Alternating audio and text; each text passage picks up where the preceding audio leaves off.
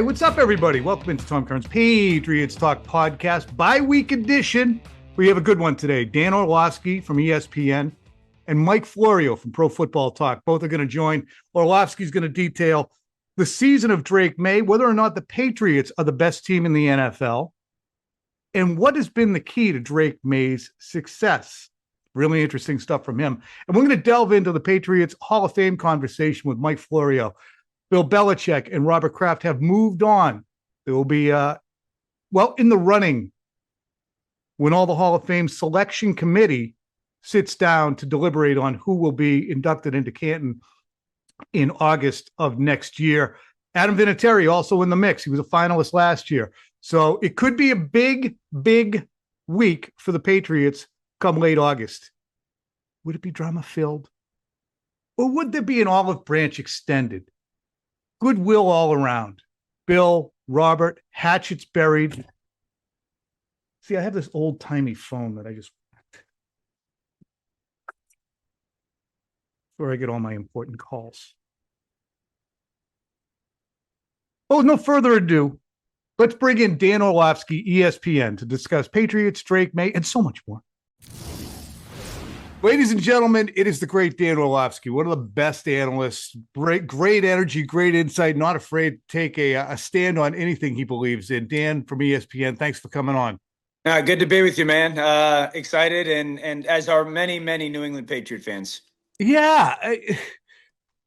Let's just jump right to it. Are the Patriots the best team in football? Yeah, I think they are right now. In football, I still probably would say the Rams, but I think they're the best team in the AFC. My reason why, number one, they got the MVP of the NFL right now. I think Drake, with, again, the value of the way that he's playing and given kind of the supporting cast that he has, which is a good supporting cast, but with the result or production, you sit there and say, man, that guy is maximizing right now. So that, I think, two, obviously, as well coached as anybody in football. I mean, just you watch the team play, and not only situational football, but the style of play, the physical presence of play, what's needed per the game. A lot of New England fans, it's not all that different than what it was for about 2 decades. And then I think the thing that stands out the most is they're the one team that I would say has gotten better by the week and isn't as good as they are going to be. You know, like, I know who Buffalo is. I know who Denver is. I know who Baltimore is. They kind of are who they are right now. I have the body of work, and they've been that way for the majority of the season. New England is just everything. And I think that's one of the reasons why they've taken so many of us aback and surprised is every week they've gotten better and better and better and better. And so that question mark of how good are they is still unanswered or unknown, because they've just improved as individuals and as a team week by week. And so, I would say right now that's the best team in the AFC. People have that trump card that they'll slap down and say, look at the schedule, though, man. The combined winning percentage is 346. The Rams' combined winning percentage of their strength of schedule is like 560. It's a massive difference, 51 total wins to 84 total wins for the opponents. To which I would say that would have more weight if the Patriots weren't demolishing the bad teams that they've played. Exactly. Winning on the road and taking care of business. Like, the Giants are a pain in the ass. They've been a pain in the ass for every other team. The Patriots absolutely dismissed them. So I'm not rooting, but if you're covering a team, you sometimes say, hey, blah, blah, blah, blah. No, these guys are really good. Yeah. And that was the thing that was probably most impressive Monday night, was just the maturity of the game.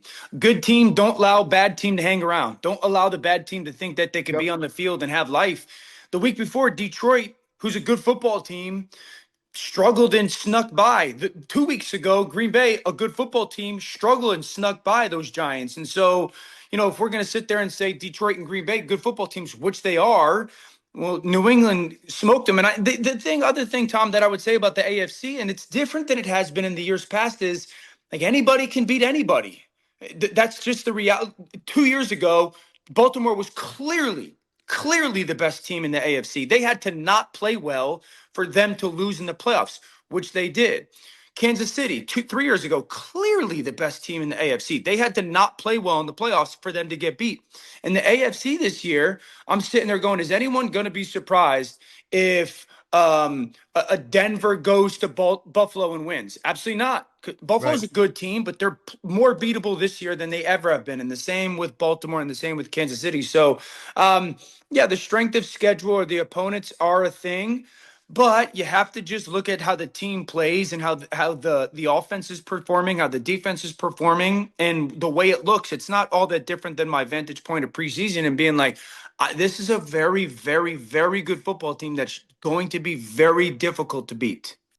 Why has Drake Maye so radically improved? I thought that maybe by year Yeah. 4 or 5, he would perhaps be a guy who could be sniffing around the top 7 or 8 players because he was so inaccurate at Carolina. His fundamentals were, I don't want to say trash. Come on, Tom, relax. Sloppy. They were sloppy, uneven. It looked like he sought to throw off platform. And last year it was okay. I thought Van Pelt did a really good job with a lot of the fundamental stuff, but there were occasions where he kept putting it in harm's way because he wanted to be a gunslinger, which he has said. How can you go from that to virtually perfect? Dan, one thing I'll say Yeah. too, real quick. I looked up a stat last week because it's constant, 3rd and 11 or more. They're always converting. They're 75% conversion on 3rd and 11 or more passes. And that's not on a few, that's on 32. I looked at Daniel Jones. I looked at Stafford. I looked at Mahomes. I looked at Allen. None of them have more than 15, I think, attempts. Yeah. And nobody's over 50%. Yeah. It's Yeah. wild. So Yeah. how can you do that? Yeah. So I've said this a couple of times. Right now, the two quarterbacks that I get unbelievably eager to watch on a week by week basis are Stafford and Drake Maye. I marvel at Drake's improvement. I admire how fun it is to watch him play. This is partly because I called a couple of his games in college. Uh-huh. You bring up the sloppy mechanics in college. I'll never forget. I'm not making this story up in any way. His rookie year or his freshman year, calling a game at home. I believe Carolina was playing Notre Dame, and meeting with their offensive coordinator at the time was Phil Longo.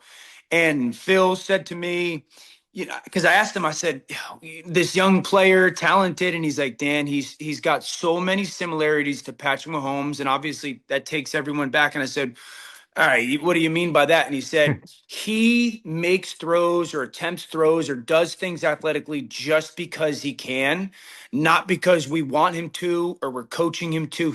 And it gets him in trouble at times, and it will develop bad habits over the year, but he can do it, and that's why he does it. And so that's kind of the sloppy mechanic and lazy at times at Carolina. And it wasn't a laziness of that's who he is. It's just he's so physically gifted as an athlete. So that's number one is mechanically. And that's this. I remember talking about this last year. I was like, I would not play him. He's got to work on it. And then playing, I was okay. He's corrected a lot of this stuff. He's Yeah. fixed it. And so I think that was a starting point. His just improvement mechanically. I think the Josh McDaniels has been ridiculous. He's been so good. And the number one thing for me, scheme wise, that has helped it is number one, every play is about how do we protect it. Every play. They're always about protection. That's part of the 3rd and long. It's chip, chip, chip, chip. More teams don't do it. I don't know why. So the chipping. I think he's got a great understanding of why they're calling plays. Hey, I'm calling the quick out to get 5. Just get 5. Okay. I don't need you to run around and do 19 different things. And then the control of the line of scrimmage has been really good. His pocket movement, I think he's gotten to a really good place of some of that mechanical improvement that we've talked about, while also that very unique pocket movement where he can, move fundamentally sound, but also make a non-fundamental throw. And Steph's been great. Kayshawn's stepped forward. And I think the last thing is this, being the little brother, getting beat up and punked and bullied by the older brothers, nothing phases the young man. He's like, oh, I've dealt with harder. I got picked on for 10 years by elite athletes. So, yeah, he's a up and coming superstar. All right. You're a superstar too, Dan Orlovsky. and I promised I would have Yeah. you 10 or 12 You're minutes, good. You're good. and I think that was it right there. So listen, if I don't talk to you, have a great holiday, and hope your family's doing well, and we'll talk to you down the road, Dan. Thanks so much for taking the time, bud. Thanks, bud. You too. All right, we're going to bring in Mike Florio now for that Hall of Fame conversation. I prefaced Patriots, obviously, on the bye week. They're going to come back. They're going to play Buffalo at home. Then they'll have Baltimore, then at Baltimore. Then they'll have the Jets and Dolphins to close their season. As it sits right now, Patriots have a half game on the Denver Broncos for the number 1 overall seed. There is a world in which the Patriots can get to a point where that game against the Dolphins doesn't matter. They could have the number 1 seed locked up. Now that's ifs and buts and candy and nuts. We'd all have a wonderful Christmas. But when you look at the schedules for the Bills, for the Broncos, for the Indianapolis Colts, the main contenders who could knock the Patriots out of that number 1 seed, they are gauntlets, Indianapolis especially. And the Patriots, as I mentioned, against 2 plausibly difficult opponents, although it's down years for both Baltimore and Buffalo relative to what they've been doing. And then 2 teams that could be playing out the string, but could be pesky.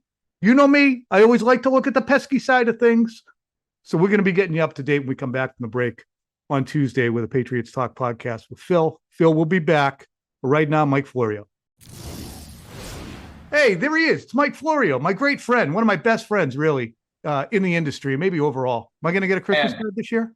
Man, I feel bad for you if I make that list. Imagine. I'm going to send Paul. Can you be a pallbearer for me someday? You know, it's funny.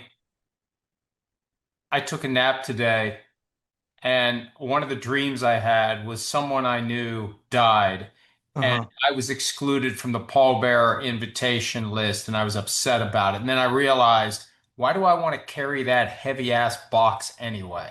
It happened within the past 2 hours. So there's something weird going on cosmically. Maybe we should be better friends. Maybe we think alike. Yeah, I think about that sometimes.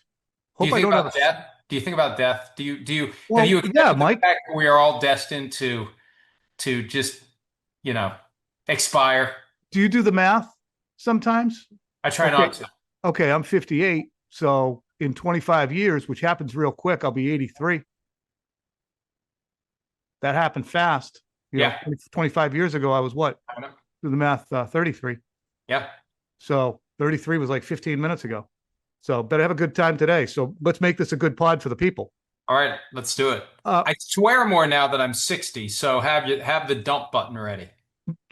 We always have the dump button. Mike, we got a missive from the Pro Football Hall of Fame today. Bill Belichick and Robert Kraft are among the folks who will be moving into that selection committee panel that will be voted on finally in early February, and we'll find out whether or not they get in. Between Robert, Bill Belichick, and Adam Vinatieri, there could be 3 Patriots entering the Hall of Fame in August. First, give me your appraisal of Robert and Bill's candidacy.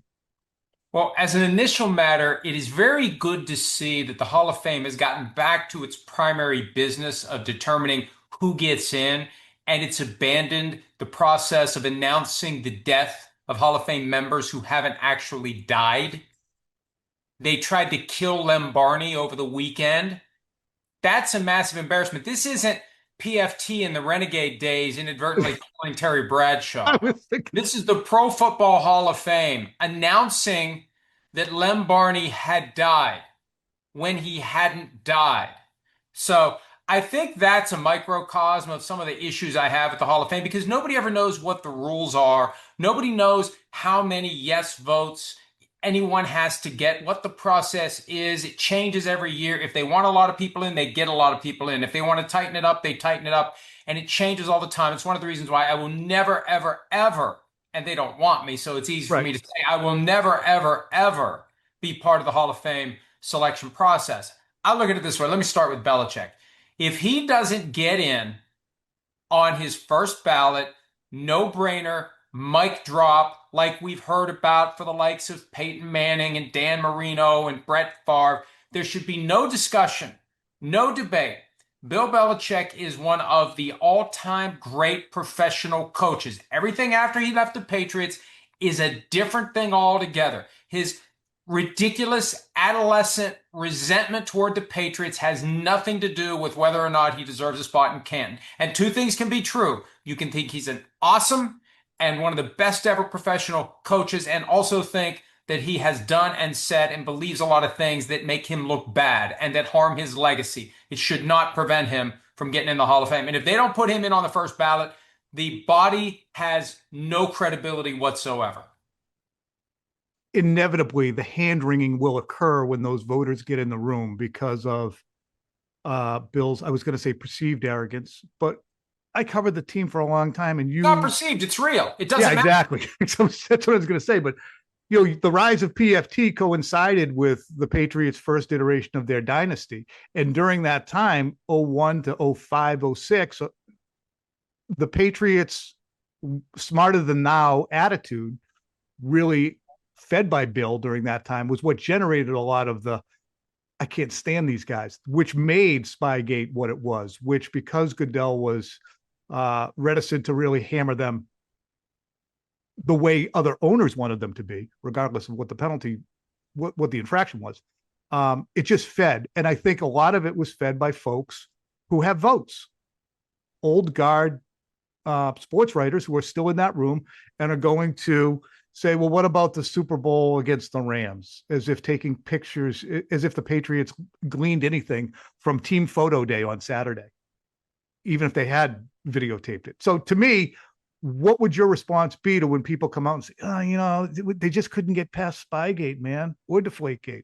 It's another example of the human beings who are responsible for this process allowing human emotions to get in the way of objectivity. We've seen it with players. Chris Carter had to wait because they didn't like Chris Carter. Terrell Owens, who should have been a no-brainer first ballot Hall of Famer. I remember arguing with Gary Myers on PFT Live about why Terrell Owens wasn't in right away. And he actually said 5 different teams couldn't wait to get rid of Terrell Owens. And there was this campaign against it. And look, at the core, the reality is no amount of power is abused like hardly any at all. And that's what happens. You get a lot of these people. I mean, let's be real about it. You get a lot of these people on the selection committee that either don't have a job covering the NFL actively, want one and can't get one, so they got some natural built-in frustration.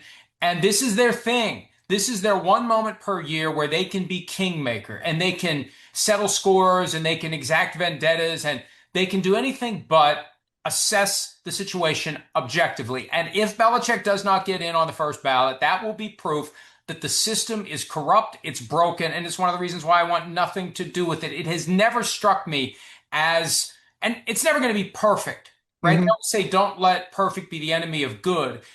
Most of the time, it's not even good.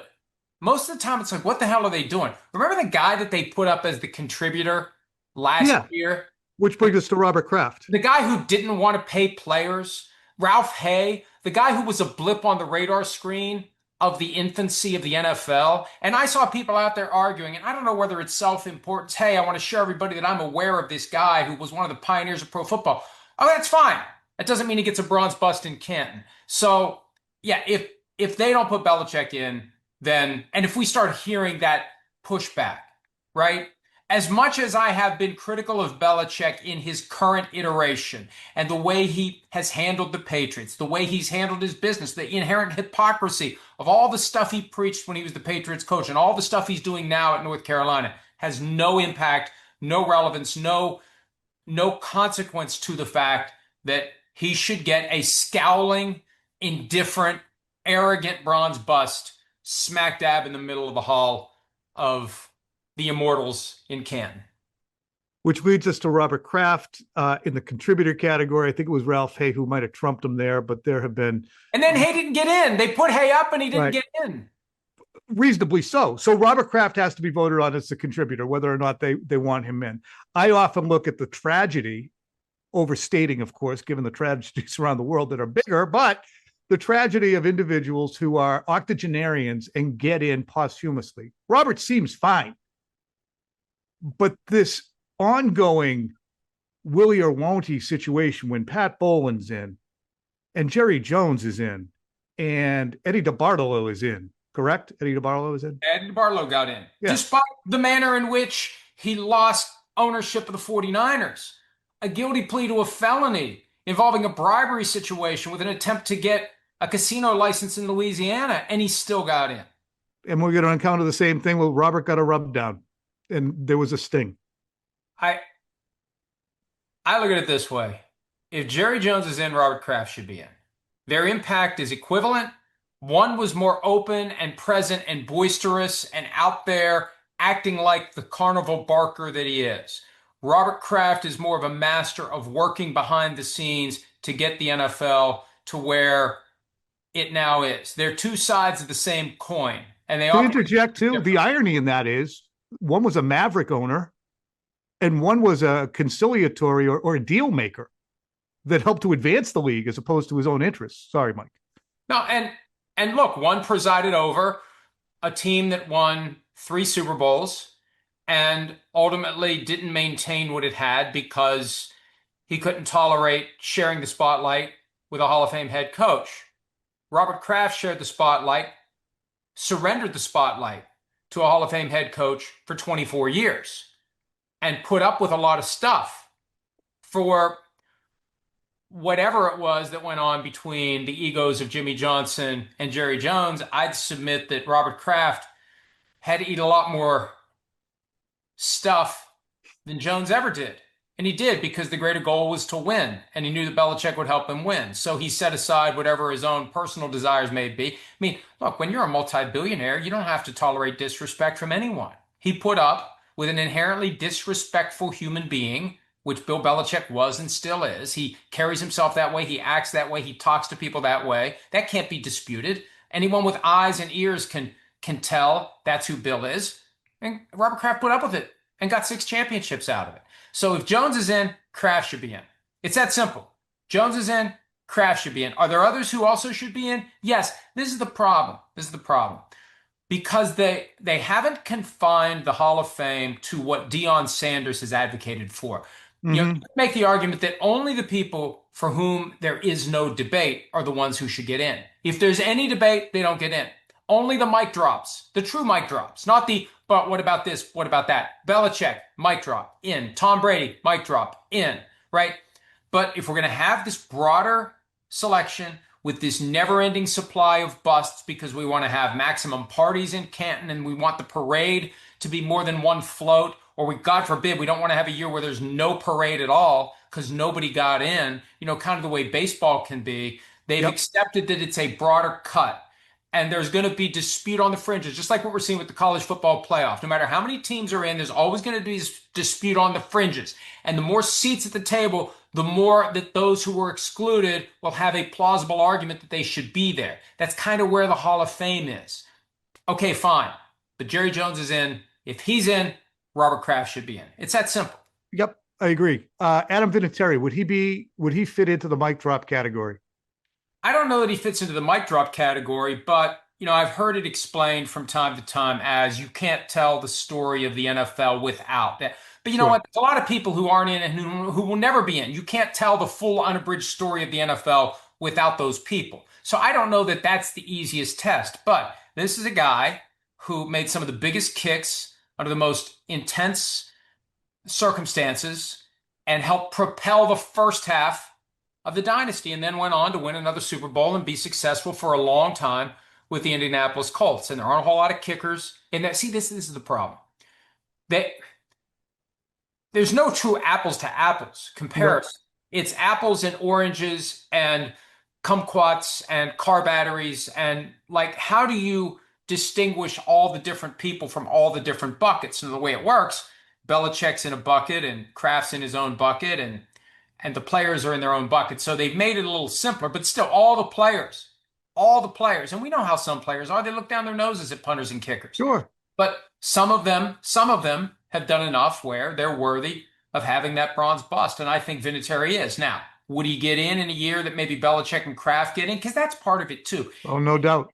It matters. Yeah, well, we got to get this guy in before we get that guy in. And we can't have too many from that team. And we got to, we're gonna spread it out. I remember someone who got in one year, and I can't remember who it was. I asked one of the voters, Why did that person get in? And the answer was, if he doesn't get in now, he never will. And I didn't say what my next thought was, which was, well, maybe he never should. Like, why are we rushing to put someone in that is a borderline at best case simply because we've got years and years coming where this person is going to be obscured? I don't like that thinking. And I understand they got to come up with some semi-orderly process. I don't like it because it's too political. It's too driven by individual personalities, and the propensity is there for people to make their decisions based on something other than merit. If it's anything other than the merits of the candidates, I don't want this. Well, what about this? What about that? How about this? And when the message is, I don't like this guy, I like that guy, I don't want this person in, so I'm going to come up with any argument I can to keep them out, or just make them wait. I want to have the satisfaction that I made them. That's the I don't one like any of that. I don't like any of that. The make them wait bullshit is for the birds. And let me just say this. Yeah. Big picture. One of the reasons I don't have a whole lot of use for the Hall of Fame, they call football the ultimate team sport. Why do they even have a Hall of Fame that has individuals? It's a team sport, right? But the bottom line is, it's a museum that is a profit generator, supposedly, and this is all part of the process. And, this point was made by Rob Manfred in the Pete Rose documentary that, I don't know, I watched it recently. I don't know how long ago it came out, but they said it's just a museum. That's all it is. It's a museum. And they're trying to make money off of the museum. So I think a lot of times the people who vote and also the people under consideration put a lot more importance and significance in that bronze bust than it really should have in the grand scheme of things. The irony. We all know what we did. Sure. I'm sorry to filibuster.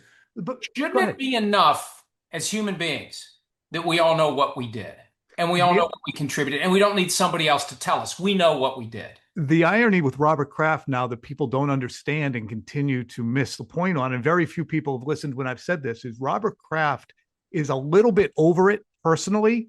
It's the folks around him who are so angry and indignant that it continues. There's a point at which I think, I could ask him this, but the vibe that I've gotten is Robert feels more disappointed for the folks around him when he doesn't get in, as if he's letting them down, than he is, well, how come I don't get in? Maybe it's something that comes to you later in life, but he's already resigned himself to a large extent that he's not going to get in. That hasn't stopped the Patriots from fighting the good fight to say, well, this is something he deserves, and we're not going to stop with this. But again, that's something that he's been docked for, as has been reported by ESPN's Don Van Natta and Seth Wickersham. He's too overt about trying to want to get in. Well, it's not because light's not dawning on Marblehead over there. Well, and it is an interesting situation where he has enough people around him who have become inspired and determined to get him in because of their feelings for him. Mm-hmm. And to the extent that that could become counterproductive is unfortunate, because it's a manifestation of what people feel about him. They want him to get in because of their emotion for and affinity for him. And yeah, I'd like to think that he has been able to say what I said earlier. I don't need anyone else to tell me what I've done. I know what I've done. And anybody that is fair-minded recognizes what I've done. And the fact that there is or isn't a bronze bust commemorating me in Canton doesn't matter.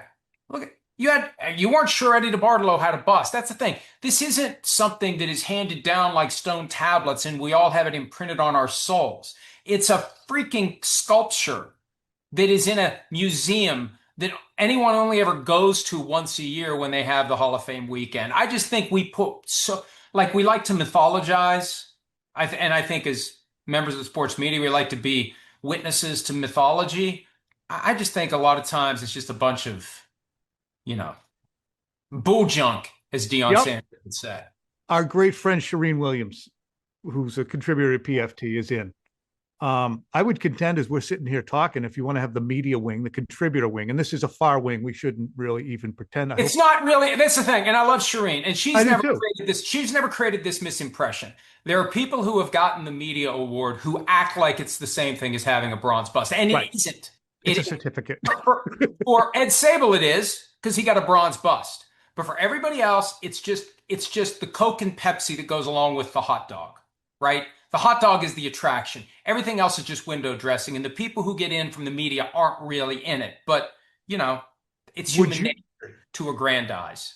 So, Mike, your contributions to the coverage of pro football in the last 25 years. Nope. Hey, come on. Would you? I know you're not getting in. No way. No.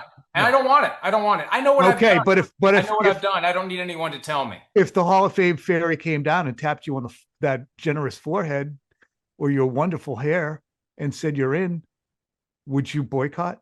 Would you go Marlon Brando?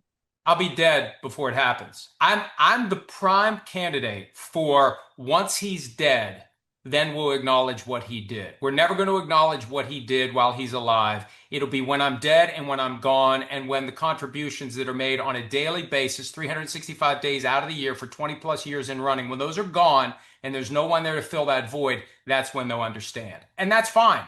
I can deal with that. Because I know what I've done. And that's good enough for me. All right, we came full circle when Mike is dead and buried, and I've carried his casket because I am going to be a pallbearer. I may carry your casket. I may. You've It's already on. offered. It's on. Although if you make it to 83 and if you drop dead at 83, I'll be 85. I don't know that I'm going to be carrying caskets at 85. We don't need the 85-year-old pallbearer. Is he okay? Okay, get him. Get him. Get Florio. Yeah, no, he's supposed to carry it. All right. Hey. I've been to enough funerals where I know the pallbearer. Oh, yeah, Big Shield. Big Shield. Big Shield. It's really a great book. It really actually encapsulates when we watch the gambling scandals that are unfolding across professional sports right now. Mike Florio, kind of a visionary with that book, in really delving into the issues that players could and do, as it turns out, see a fictional representation of what can go wrong, the havoc you can create for yourself by the allure of easy money, because it's there. Why would you do it? Because it's there. Get a little extra money. Get a little extra money. Everybody else is making money off of gambling. What am I making? I'm making a little money because I'm giving into this temptation. I know a lot of things. People call. I have this relationship. I'm not saying me personally. This is the main character of the book, Carson Jeffrey, a third-string quarterback with a fictional Las Vegas franchise that is not officially part of the NFL. But that's how it all starts. It's the lure of easy money. And what we're trying to do, Tom, now the book is available 99 cents on Amazon ebook, $14.99 for this thing, which is really substantial. Like I have recommended, you can kill spiders with it easily, and then you just wipe it off and you keep going looking for other spiders. We're in the process, and it's a very early stages of trying to get this developed into a series. Nice.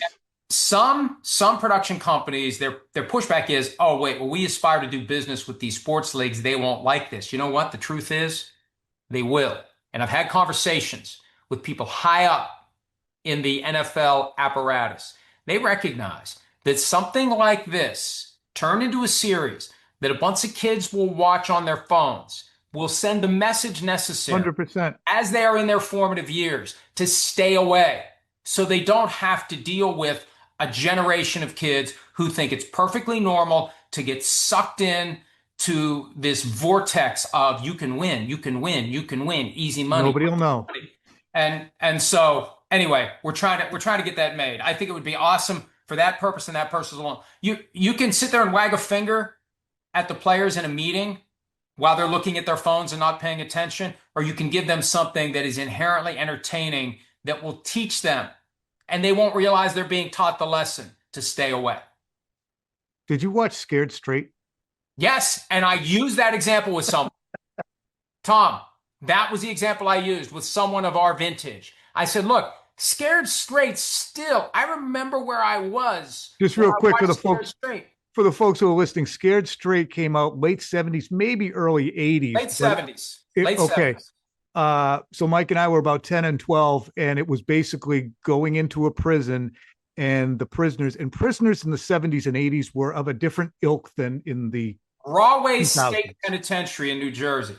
And it was a terrifying look behind the bars. It was unedited. It was F-bombs galore. And the prisoners would interact with a group of troubled kids who, their life could go either way. And I was anything but a troubled kid. I mean, I was not, in that On range. that path. I was never getting close to that flame. I was never making that choice. We all have forks in the road. If that fork would have presented itself in any way, shape, or form, no way. Not after seeing Scared Straight. And that's kind of the idea.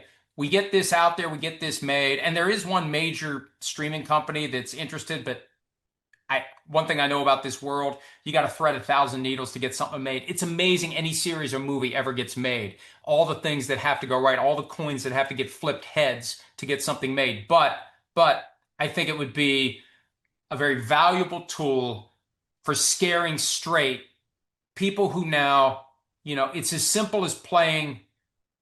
What are the popular games they I don't play know. on the phone? Friggin', What do they play? I Angry don't know. Birds? Is that Angry Birds, what's the other one? Icebreaker, Candy Candy Crush, right? Crush. Yeah, it's all normal. That's the problem.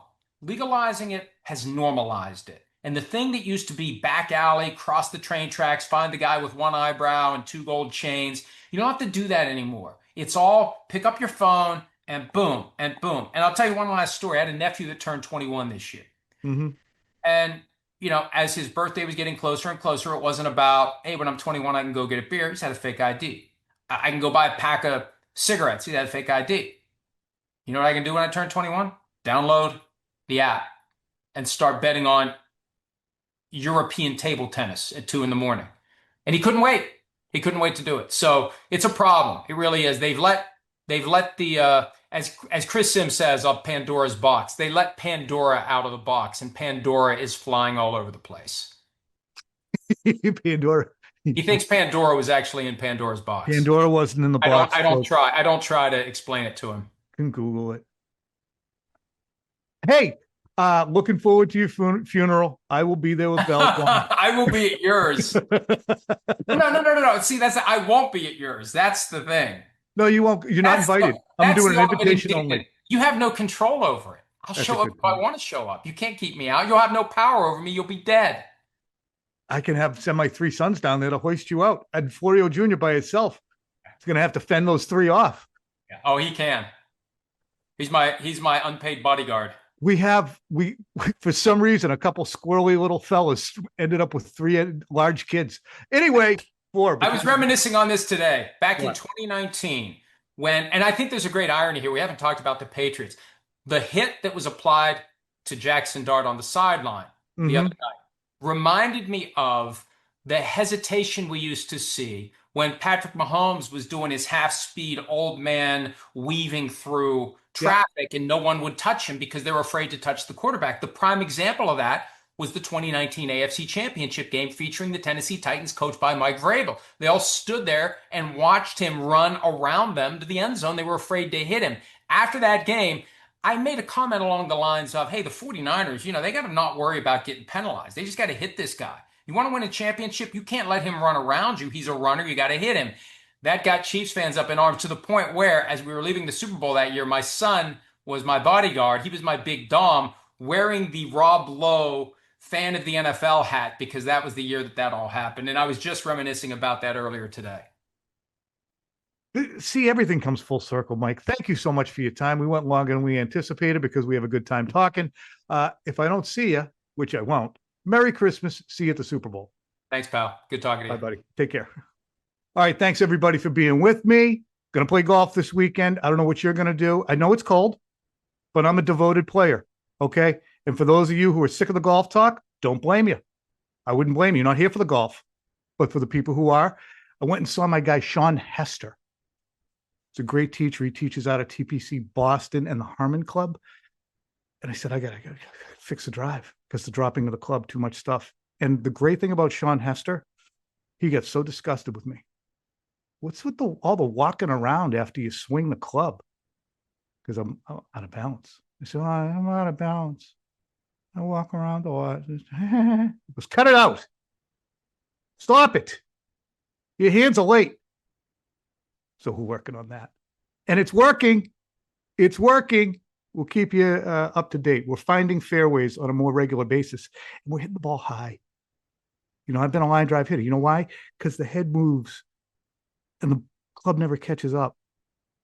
Just stay behind the club at contact. Stop the swaying. Stop the standing up. Okay? And finish low and left. Finishing low and left. Not out here. Don't throw it at the target. Whoever said that is wrong. You don't throw it at the target. Low and left. All right. Have a great week.